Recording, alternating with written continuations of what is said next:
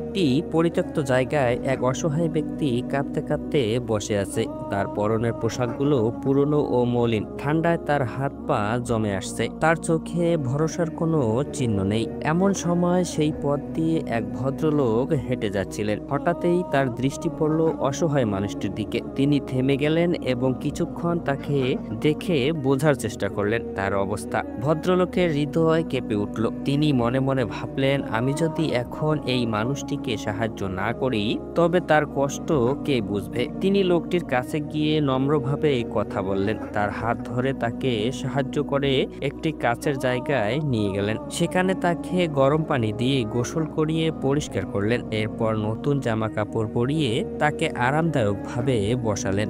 ভদ্রলোক ভালো খাবার নিয়ে এলেন এবং তাকে তৃপ্তি করে খেতে দিলেন। লোকটির চোখে কৃতজ্ঞতার অশ্রু ঝরছিল। সে ভদ্রলোকের দিকে তাকিয়ে বলল, আপনার জন্য আজ আমি আবার জীবনের স্বাদ পেলাম। ভদ্রলোক হেসে বললেন, মানুষ মানুষের জন্য, তোমার মঙ্গল হোক। তারপর তিনি তাকে আশার আলো দিয়ে বিদায় জানিয়ে তার পথ ধরে এগিয়ে গেলেন।